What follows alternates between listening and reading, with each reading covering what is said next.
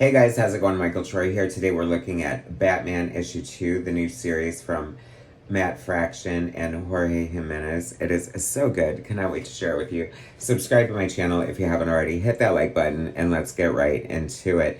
Okay, so I wasn't fully aware that there was a new Batman series coming out until like literally right before it came out.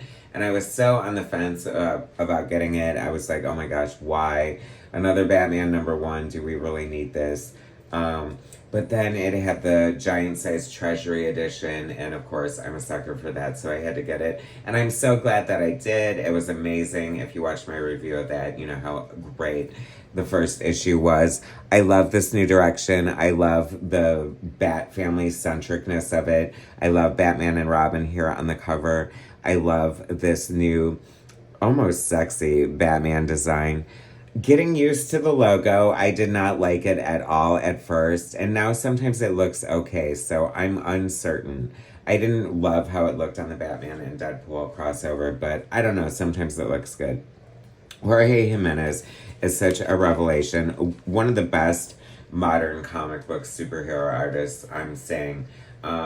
Kind of fell under my radar. I think I picked up on it with that Superman Treasury 2025 special. Blew me away. Totally drawn in. I think he incorporates the best of like classic superhero art with some of the modern techniques available to artists and just some of the aesthetic. We ended with Robin in peril, Tim Drake, and we open with this scene at the Wayne Manor, or no, I guess we're at, oh, it does say Wayne Manor. Okay, so I thought we were in Alfred Manor, but I don't know.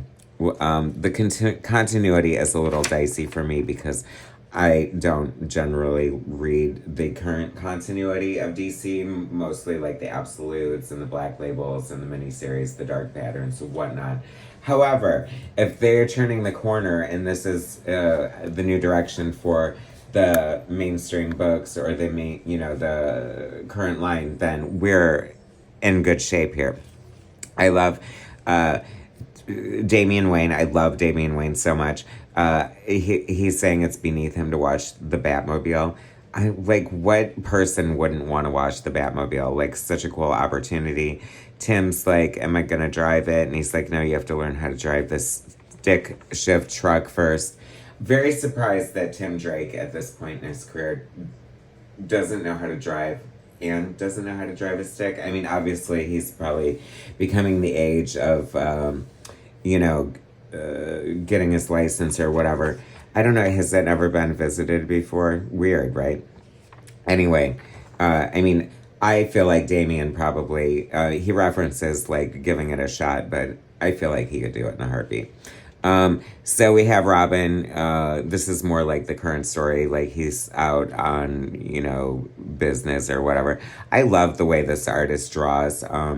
It looks, like I said, so modern and sleek, but so bright and open and superhero-y at the same time. The storytelling is amazing. Matt Fraction is undeniably such a great writer. I just really like how it is done here. Sometimes I'm thrown off by like too much tech involvement, but I think it's such a nice balance here. It works really well. This is so well done. Batman issue 2, Robin rides the Black Mariah. That's an interesting title.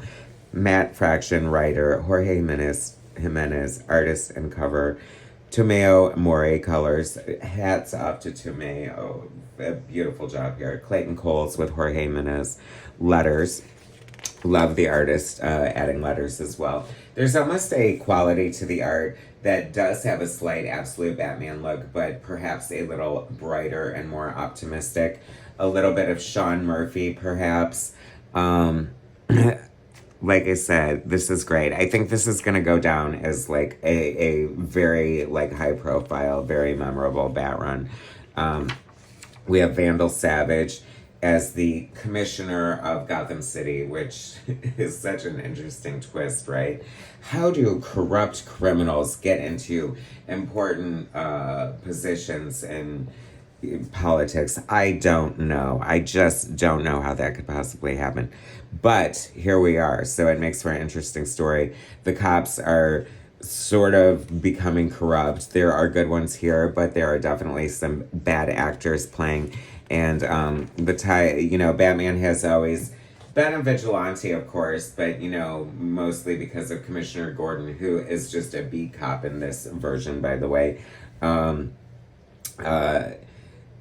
So this is what this book is about. And initially, the first storyline is the corrupt cops, and sort of cops are bad, and Batman versus the cops. So whatever, that's fine. I love seeing him throw these bat spikes in the road to stop this truck.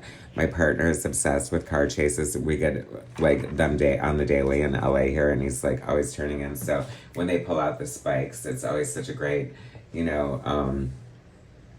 do you call it? Exciting moment in the chase. So that just reminded me of that, and I kind of loved it. I love how stylish and beautiful this art is. It definitely has a realistic quality, but it's not realistic at all. I love the flourish of the cape, almost giving a stylized sort of Todd McFarlane vibe for when he went crazy town on the cape back in the day with Batman, which preceded the Spawn cape, right? Classic bat face here. I love it. The characters look so correct. They look right. I love it. There's great dialogue and interaction. And then this took me right out because Batman gets shot in the neck. Oh my gosh, how crazy is that? Weird, right? Anyway, kind of jarring. And, his cowl is reinforced with heavy metal and stuff, but still taking a gunshot to the, anywhere in your head, no matter how much armor you have, is going to rattle you. So Robin, hot off the heels of his, training lessons, not doing very well on the stick, mind you. And I have to say that as a person who was never great at sports or had any,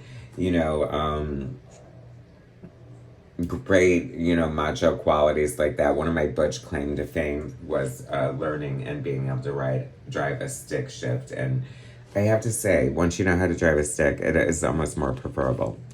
Tangent over. Sorry about that, guys. Anyway, how dope does the Batmobile look? It looks so cool. I'm not even a huge car geek or whatever, but that looks so good. I love, cars are notoriously hard to draw, so if you can make it look that good, see what I mean? Sean Murphy vibes a little bit. Great perspective shot. It's so dynamic and gorgeous, the art on this, and the story is just so fun. It feels like a thrill ride, and I am definitely all along for the ride, and I hope you guys are too, because it is so worth checking out. Vandal Savage, spoilers, has basically appointed Batman, Robin, and the Bat family public enemies #1, and they're going to put an end to their shenanigans. This is second issue, and I love it. It is so good, you guys, out this week. Make sure you pick it up. Subscribe to my channel if you haven't already. Hit that like button, and I will bring you more soon. Little Absolute Batman. It's so funny because me and my friend were lamenting kind of the design, saying it wasn't great. But optically, cautiously optimistic, because I've learned, especially with Absolute Batman, that do not judge a book by its cover. It's always going to be more amazing and cool inside the book, and it has been so far. So, little preview of Justice League, the Omega Act here. Interesting. Don't know exactly what that's about. Oh yeah, I think it's the vehicle to bring Darkseid back, and it's about time. DCKO. Too many crossovers. I'll just stick with these monthly titles and... hush, forgot about that. Anyway, coming soon, right? Anyway, thanks again, guys. Subscribe, like, and that's it. More later. Bye.